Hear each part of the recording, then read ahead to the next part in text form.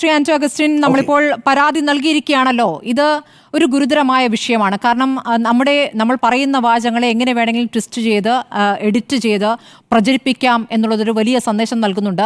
ഇനിയും അതിന് സാധ്യതയുണ്ട് എന്നൊരു ആശങ്ക കൂടി നിൽക്കുന്ന ഒരു കാര്യമാണ്.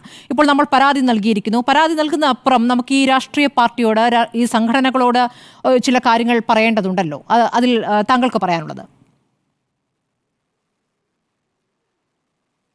സ്മൃതി, കേരളത്തിലെ ഒരു പ്രതിപക്ഷ പാർട്ടിയുടെ സമര സംഘടനയായ യൂത്ത് കോൺഗ്രസിൻ്റെ ഭാഗത്തു നിന്നും ഇതുപോലെയൊരു നടപടി ഒരിക്കലും സ്വീകരിക്കുമെന്ന് ഞാൻ എൻ്റെ സ്വപ്നത്തിൽ പോലും വിചാരിച്ചിട്ടില്ല. കാരണം അതിൻ്റെ ഏറ്റവും പ്രധാനപ്പെട്ട കാരണം എന്ന് പറയുന്നത്, ആ യൂത്ത് കോൺഗ്രസിൻ്റെ ഒരു നേതാവ് എന്ന് പറയുന്ന ഒരാൾ അദ്ദേഹത്തിൻ്റെ ഫേസ്ബുക്കിൽ പോസ്റ്റിൽ ഒരു പോസ്റ്റ് ഇടുന്നതിൻ്റെ ഭാഗമായിട്ടാണ് ഇത് തുടങ്ങുന്നത്.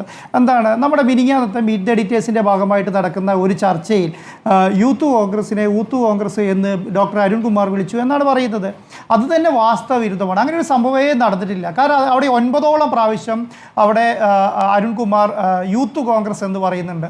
ഈ 9 പ്രാവശ്യം പറയുന്ന ഒരു ഇൻറ്റൻഷനോടുകൂടി പറയുകയാണെങ്കിൽ 2, 3, 4 പ്രാവശ്യം അങ്ങനെ പറയാലോ. 9 പ്രാവശ്യം ഇവർ പറയുന്നതിന് മുൻപും ശേഷവും എല്ലാം യൂത്ത് കോൺഗ്രസ് തന്നെയാണ് പറഞ്ഞിരിക്കുന്നത്. അങ്ങനെ ഒരു സംഭവമേ നടന്നിട്ടില്ല. അവിടെ ചെറിയൊരു എഡിറ്റിംഗ് നടത്തി അദ്ദേഹം ഫേസ്ബുക്ക് പോസ്റ്റ് ഇടുകയാണ്. ആ ഫേസ്ബുക്ക് പോസ്റ്റ് ഇടുന്ന സമയത്ത് അതിൻ്റെ ഭാഗമായി നിരവധി ഷെയറുകളും ലൈക്കുകളും വരും. ഇദ്ദേഹത്തിൻ്റെ ഒരു പ്രത്യേകത എന്താണ്? ഇദ്ദേഹത്തിന് മുൻപ് നമ്മുടെ പാലക്കാട് ഇലക്ഷനുമായി ബന്ധപ്പെട്ട് ഇദ്ദേഹത്തിനെതിരെ റിപ്പോർട്ടർ TV ഓൾറെഡി പരാതി കൊടുക്കുകയും FIR ഇടുകയും ചെയ്തിട്ടുള്ളതാണ്. ഈ പറയുന്ന സൈബർ നേതാവെന്ന് അദ്ദേഹം പറയുന്ന ആൾക്കെതിരെ നമ്മൾ പരാതി കൊടുക്കുകയും ചെയ്തിട്ടുള്ളതാണ്. അപ്പം ആ പരാതിയുടെ ഭാഗത്തിൽ FIR ഇട്ട് കേസന്വേഷണം നടക്കുകയും ചെയ്തിട്ടുള്ളതാണ്. 2-3 FIR എനിക്ക് തോന്നുന്നു അദ്ദേഹത്തിൻ്റെ പേരിൽ ഓൾറെഡി ഉണ്ട്.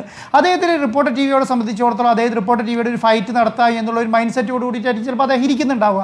പക്ഷേ അതുപോലെയല്ലല്ലോ കേരളത്തിലെ യൂത്ത് കോൺഗ്രസിൻ്റെ നേതാക്കന്മാർ എന്ന് പറയുന്നത്. അദ്ദേഹം ഇന്ന് ഈ പ്രൊട്ടസ്റ്റിൻ്റെ അവരുടെ ഈ ഫേസ്ബുക്ക് പേജിൻ്റെ ഭാഗമായിട്ട് യൂത്ത് കോൺഗ്രസ് നമ്മുടെ കളമശ്ശേരിയിലെ സ്റ്റുഡിയോയിലേക്ക് അവരൊരു യൂത്ത് കോൺഗ്രസിൻ്റെ കളമശ്ശേരി യൂണിറ്റ് ആണെന്ന് തോന്നുന്നു ഒരു ജാഥ നടത്തുകയുണ്ടായി. ആ ജാഥ നടത്തി കഴിഞ്ഞപ്പോൾ ആ ജാഥ നടത്തുന്നതിന് തൊട്ട് മുൻപ് അദ്ദേഹം ഈ പറയുന്ന യൂത്ത് കോൺഗ്രസിൻ്റെ അല്ലെങ്കിൽ ഈ പറയുന്ന സൈബർ നേതാവ് ഇട്ട പോസ്റ്റ് എന്ന് പറയുന്നത് അദ്ദേഹത്തെ അബിൻ വർക്കി, യൂത്ത് കോൺഗ്രസ് സംസ്ഥാന വൈസ് പ്രസിഡന്റ് ആയിട്ടുള്ള അബിൻ വർക്കി അവരെ വിളിച്ചിട്ട് ഈ റിപ്പോർട്ടർ TVയുടെ സ്റ്റുഡിയോ കോംപ്ലക്സിലേക്ക് സമരം നടത്തരുത് എന്ന് പറഞ്ഞിരുന്നു.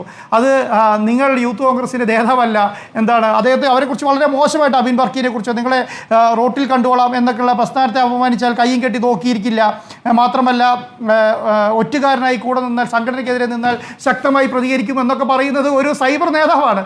ആ സൈബർ നേതാവ് യൂത്ത് കോൺഗ്രസ് സംസ്ഥാന വൈസ് പ്രസിഡന്റിനെതിരെ പറയുകയാണ്. ആ സംസ്ഥാന വൈസ് പ്രസിഡന്റിനെതിരെ പറയാൻ തൻ്റെ ഇടമുള്ള ഒരു സൈബർ ഒരു പോരാളി എന്ന് പറയുന്ന യൂത്ത് കോൺഗ്രസിൻ്റെ സൈബർ പോരാളി എന്ന് പറയുന്ന ആളുടെ വാക്കും കേട്ടിട്ട് കേരളത്തിലെ കേരളത്തിലെ യുവാക്കളുടെ ഒരു പ്രസ്ഥാനം ഇറങ്ങിത്തിരിച്ചു എന്ന് പറയുന്നത് തന്നെ വളരെ മോശമായിട്ടുള്ളൊരു കാര്യമാണ്. ഞാൻ ഒരിക്കലും ഈ പറയുന്ന രീതിയിലേക്ക് ഒരു യൂത്ത് കോൺഗ്രസിൻ്റെ നേതാക്കന്മാർ പോകുമെന്ന് ഞാൻ ഒരിക്കലും പ്രതീക്ഷിച്ചിരുന്നില്ല. കാരണം എന്താണ്, ഞാൻ ഇന്നലെയും ഇന്നുമായി നിരവധി കോൺഗ്രസിൻ്റെ നേതാക്കന്മാരുമായും യൂത്ത് കോൺഗ്രസിൻ്റെ നേതാക്കന്മാരെയും നേരിട്ടും അല്ലാതെയൊക്കെ സംസാരിച്ചിട്ടുണ്ട്, ഫോണിൽ കൂടെയൊക്കെ സംസാരിച്ചിട്ടുണ്ട്. അവർക്കെല്ലാം ഈ കാര്യങ്ങൾ ബോധ്യപ്പെട്ടതാണ്. പിന്നെ എന്തുകൊണ്ടാണ് ഇങ്ങനെയൊരു സംവിധാനത്തിൻ്റെ പുറകെ നേതാക്കന്മാർ പോകുന്നു എന്നുള്ളത് എനിക്ക് മനസ്സിലാകില്ല. കാരണം എന്താണ്, ഈ പറയുന്ന ഒരു പ്രതിപക്ഷ പാർട്ടിയായിട്ടുള്ള അല്ലെങ്കിൽ പ്രതിപക്ഷത്ത് നിൽക്കുന്ന ഒരു പാർട്ടിയുടെ സമര സംഘടനയാണ് സത്യം പറയേണ്ടത് യൂത്ത് കോൺഗ്രസ് എന്ന് പറയുന്നത്. അവർ ഈ പറയുന്ന ഭരണ പാർട്ടിക്കെതിരെ അല്ലെങ്കിൽ ഭരണകക്ഷിക്കെതിരെ ശക്തമായ സമരം നടത്തുകയും അത് വിജയിപ്പിച്ചെടുക്കേണ്ടയും ഉത്തരവാദിത്വം ഏറ്റെടുക്കേണ്ട ഒരു പ്രസ്ഥാനമാണ് യൂത്ത് കോൺഗ്രസ് എന്ന് പറയുന്നത്. അത് എത്ര രീതിയിൽ വിജയിപ്പിക്കുന്നു എന്നുള്ളതാണ് ഞാൻ വിചാരിക്കുന്നത്. ഒരു ചാനലിൻ്റെ ഒരു വാക്കിൽ വരുന്ന അല്ലെങ്കിൽ ഒരു അവതാരകൻ പറയുന്ന സ്പെല്ലിംഗ് മിസ്റ്റേക്കിൽ പിടിച്ച് ഇതാണ് ഒരു ചാനലിൻ്റെ നിലപാട് എന്ന് പറഞ്ഞു പോകുന്ന ശൈലിയിലേക്ക് കേരളത്തിലെ ഒരു പ്രധാനപ്പെട്ട യുവജന സംഘടന മാറി എന്ന് പറയുന്നത് തന്നെ വളരെ മോശമായുള്ള കാര്യമാണ്. കാരണം അരുൺകുമാറിനെ സംബന്ധിച്ചിടത്തോളം അങ്ങനെ ഒരു സംവിധാനം ഉണ്ടാവില്ല എന്ന് എനിക്ക് 100% അറിയാം. കാരണം അദ്ദേഹം ഒരു അധ്യാപകൻ കൂടിയാണ്. അദ്ദേഹത്തിൻ്റെ വാക്കിൽ നിന്നും ഒരിക്കലും ഒരു കേരളത്തിലെ പ്രധാനപ്പെട്ട സംഘടനയ്ക്കെതിരെ ശക്തമായി ഇതുപോലെയുള്ള വാക്കുകൾ ഉപയോഗിക്കുക, ഒരു ഇരട്ട പേര് ഉപയോഗിക്കുക എന്നൊന്നും ഒരിക്കലും സംഭവിക്കാത്ത കാര്യമാണ്. കേരളത്തിലെ റിപ്പോർട്ടർ TVയുടെ എഡിറ്റോറിയൽ ബോർഡിനെ സംബന്ധിച്ചിടത്തോളം ശക്തമായ നിലപാട് സ്വീകരിച്ച് പോകുന്ന ഒരു എഡിറ്റോറിയൽ ബോർഡാണ് റിപ്പോർട്ടർ TVയുടെ. കാരണം റിപ്പോർട്ടർ TV തുടങ്ങിയ കാലം തുടങ്ങി ആരെല്ലാമാണോ ആ എഡിറ്റോറിയൽ ബോർഡിലുള്ളത്, അതിൽ MV നികേഷ് കുമാർ ഒഴിച്ച് ബാക്കി എല്ലാവരും എഡിറ്റോറിയൽ ബോർഡിലുണ്ട്. അവരെല്ലാവരും ശക്തമായ തീരുമാനം എടുക്കുന്നത് കൂടിയാലോചിച്ചതിന് ശേഷമാണ്.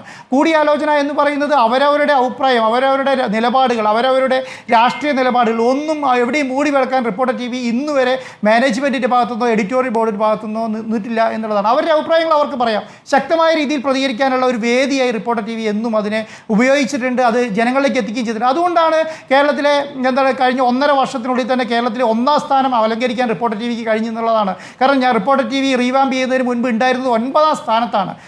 ഇന്ത്യയുടെ ചരിത്രത്തിൽ ആദ്യമായിട്ടാണ് ഒരു ടെലിവിഷൻ ചാനൽ ബാർക്ക് റേറ്റിംഗിൽ 1ാം സ്ഥാനത്ത് എത്തുന്നത്. ഇത്രയും കുറഞ്ഞ 1.5 വർഷത്തിനുള്ളിൽ ഒരു ചാനലിലും അങ്ങനെ എത്താൻ കഴിഞ്ഞിട്ടില്ല. കാരണം എന്താണ്? അത്രയധികം ജനസ്വീകാര്യതയുള്ള ഒരു ചാനലായി റിപ്പോർട്ടർ TV മാറി എന്നുള്ളത് കൊണ്ടാണ്. അതിന് കാരണം എന്താണ്? കേരളത്തിലെ ജനങ്ങൾ റിപ്പോർട്ടർ TV ഏറ്റെടുത്തത് കൊണ്ടാണ്. അതുപോലെയുള്ള ഒരു മാധ്യമ സ്ഥാപനത്തിൻ്റെ വലിയ രീതിയിലുള്ള ഒരു പ്രതിപക്ഷ സ്പേസിനെ ഇല്ലാതാക്കുന്ന രീതിയിൽ ചുരുങ്ങിയ ആൾക്കാർ വിരിക്കുന്ന വലയിൽ പ്രധാനപ്പെട്ട നേതാക്കന്മാർ പോയി വീഴുന്നു എന്നുള്ളതാണ്. ഞാൻ ഈ യൂത്ത് കോൺഗ്രസിൻ്റെ ഒരു ചരിത്രം നോക്കുകയായിരുന്നു. കാരണം എന്താ അറിയോ, 39ാമത്തെ വയസ്സിൽ AK ആന്റണി കേരളത്തിൻ്റെ മുഖ്യമന്ത്രിയാകുന്നത് യൂത്ത് കോൺഗ്രസിൽ കൂടിയാണ്. യൂത്ത് കോൺഗ്രസിലൂടെ ശക്തമായ സമരം നടത്തി, വലിയ രീതിയിലുള്ള പ്രക്ഷോഭങ്ങൾ നടത്തി. അതിനുശേഷമാണ് AK ആന്റണി കേരളത്തിൻ്റെ മുഖ്യമന്ത്രിയാണ്. വയലാർ രവി, അതുപോലെ KC വേണുഗോപാൽ, കേരളത്തിലെ നമ്മുടെ ഈ പറഞ്ഞ നമ്മുടെ എത്രയോ നേതാക്കന്മാർ, നിരവധി നേതാക്കന്മാർ, അവരൊക്കെ എങ്ങനെയാണ് വലിയ രീതിയിൽ സമരം നടത്തിയിട്ടാണ് എത്തിയിട്ടുള്ളത്. ഇതുപോലെ ഇപ്പോൾ പ്രവർത്തിക്കാൻ കഴിയുന്നുണ്ടോ എന്നുള്ളതാണ്. ആ കഴിയുന്നില്ലാത്തതിനെ ഒരു വാക്കിൽ പിടിച്ച് വാർത്തകൾ ഉണ്ടാക്കി അതിൻ്റെ കീഴിൽ പെരുപ്പിച്ച് കയറുക എന്നുള്ളതാണ് ഞാൻ വിചാരിക്കുന്നത്. കുറച്ച് ദിവസങ്ങളായിട്ട് നടക്കുന്നത് ഈ പാലക്കാട് ഇന്നത്തെ സമരം നടത്തുമ്പോഴൊക്കെ പാലക്കാട് വിഷയവുമായി ബന്ധപ്പെട്ടാണ് പറയുന്നത്. പാലക്കാട് കോൺഗ്രസിനെ തോൽപ്പിക്കാൻ വേണ്ടി നമ്മുടെ റിപ്പോർട്ടർ TV ഇറങ്ങി തിരിച്ചു എന്നൊക്കെയാണ് പറയുന്നത്. അങ്ങനെയൊന്നും നമ്മളെ സംബന്ധിച്ചിടത്തോളം എന്താണോ വസ്തുത അത് ഇനിയും പറയും. ഞാൻ പറയുന്നത് യൂത്ത് കോൺഗ്രസ് അല്ല, DYFI അല്ല, കേരളത്തിലെ ഏത് പ്രസ്ഥാനമാണോ നമ്മൾക്കെതിരെ നിൽക്കുന്നത് പ്രസ്ഥാനം നോക്കിയിട്ടല്ല, നിലപാട് പറയുക എന്നുള്ളത് ഒരു മാധ്യമ സ്ഥാപനത്തിൻ്റെ ഏറ്റവും ആത്യന്തികമായ ലക്ഷ്യം. ആ നിലപാട് പറയുക. നമ്മുടെ ടാഗ്ലൈൻ തന്നെ ഫൈറ്റ് ഫോർ ജസ്റ്റിസ് ആണ്, ഫാക്ട് മാറ്റേഴ്സ് എന്നാണ്. Fight for justice, fact matters എന്നൊക്കെ പറയുന്നതിന് കാരണം എന്താണ്? നീതിക്ക് വേണ്ടി പോരാടാൻ വേണ്ടിയിട്ടാണ് റിപ്പോർട്ടർ TV ഇറങ്ങി തിരിച്ചിരിക്കുന്നത്. അത് ഭരണപക്ഷത്തിനും പ്രതിപക്ഷത്തിനും. ഞാൻ പറയുന്നത് അധികാരം കിട്ടുന്നതിന് മുൻപ് കേരളത്തിലെ ഒരു പ്രതിപക്ഷ യുവജന സംഘടന ഇങ്ങനെ പെരുമാറുകയാണെങ്കിൽ ഇവരുടെ കയ്യിൽ അധികാരം കിട്ടിയാലുള്ള അവസ്ഥയൊന്ന് ആലോചിച്ച് നോക്കിക്കേ. ഞാൻ പറയുന്നത് വളരെ ബുദ്ധിമുട്ടായിരിക്കും എന്നുള്ളതാണ്. ഇത് പ്രധാനപ്പെട്ട ഒരു മീഡിയ സ്ഥാപനത്തിൻ്റെ ഓഫീസിലേക്ക് പ്രൊട്ടക്സ്റ്റ് നടത്താണ്. എന്ത് പേരിലാണ്? ഒരു വാക്കുണ്ടായി, ഇല്ലാത്ത വാക്ക് ഉണ്ടായി എന്ന് പറഞ്ഞിട്ടാണ്. അപ്പം ദയവ് ചെയ്തിട്ട് കേരളത്തിലെ കോൺഗ്രസ് നേതാക്കന്മാർ ഇതിനകത്ത് ഇടപെടണം എന്നുള്ളതാണ് എൻ്റെ അഭിപ്രായം. കേരളത്തിലെ യൂത്ത് കോൺഗ്രസിൻ്റെ പ്രധാനപ്പെട്ട നേതാക്കന്മാർ ഇത് ഇടപെടണം. ഇതിൻ്റെ എന്ത് വസ്തുതയാണ് ഇവർക്ക് മനസ്സിലാക്കേണ്ടത്? യൂത്ത് കോൺഗ്രസ് എന്ന് കേരളത്തിലെ ഈ പറയുന്ന ഡോക്ടർ അരുൺകുമാർ വിളിച്ചു എന്ന് തെളിയിക്കാൻ കഴിഞ്ഞിട്ടുണ്ടെങ്കിൽ ഈ പരിപാടി നമ്മളിവിടെ അവസാനിപ്പിക്കും. കാരണം ഞങ്ങൾക്ക് 100% ഉറപ്പുണ്ട് ഇങ്ങനെ ഒരു സംഭവം നടന്നിട്ടില്ല എന്നുള്ളത്. കാരണം അരുൺകുമാർ ഡിസ്കസ് ചെയ്യും, ഉണ്ണി ബാലകൃഷ്ണൻ ഡിസ്കസ് ചെയ്യുമ്പോൾ തൊട്ടടുത്തിരുന്ന് കേട്ടയാളാണ് ഞാനും, സ്മൃതി പരുത്തിക്കാടും, അതുപോലെ തന്നെ സുജിയ പാർവതിയൊക്കെ. ഞങ്ങൾക്കത് കറക്റ്റായിട്ട് അറിയാം. ഏറ്റവും അടുത്തിരുന്ന ആൾ ഞാനാണ്. എനിക്കത് കറക്റ്റായിട്ട് അറിയാം എന്താണ് അന്നേരം ഡോക്ടർ അരുൺകുമാർ പറഞ്ഞത് എന്നുള്ളത് എനിക്ക് 100% അറിയാം. അപ്പോൾ അതിന് 9ഓളം പ്രാവശ്യം ഓൾറെഡി അരുൺകുമാർ യൂത്ത് കോൺഗ്രസ് എന്ന് പറഞ്ഞിട്ടുണ്ട്. അപ്പോൾ ഈ പറഞ്ഞ കാര്യങ്ങളിലൊന്നും ഇല്ലാത്ത ഒരു സംവിധാനം ഒരു സൈബർ നേതാവ് അല്ലെങ്കിൽ സൈബർ ഗുണ്ട എഴുതി വെച്ച ഭാഗം എടുത്തിട്ട് ടെലികാസ്റ്റ് ചെയ്യുക എന്നുള്ളതാണ്. ശക്തമായ നിയമ നടപടി സ്വീകരിക്കും. ശക്തമായ നിയമ നടപടിക്ക് വേണ്ട കാര്യങ്ങൾ നമ്മൾ നീക്കിയിട്ടുണ്ട്. നമ്മൾ DGPക്കും ചീഫ് മിനിസ്റ്റർക്കും പരാതി കൊടുത്തിട്ടുണ്ട്. അതുമായി ബന്ധപ്പെട്ട എല്ലാ കാര്യങ്ങളും നമ്മൾ നടപ്പിലാക്കും.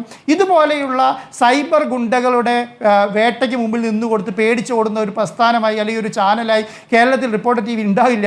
ശക്തമായി പ്രതികരിക്കാൻ ആർജവമുള്ള മാധ്യമപ്രവർത്തകരാണ് കേരളത്തിലെ എല്ലാവരും എന്നുള്ളതാണ്.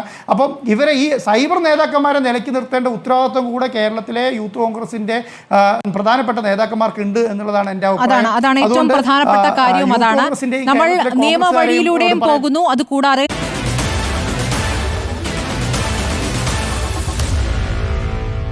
Meet the editors.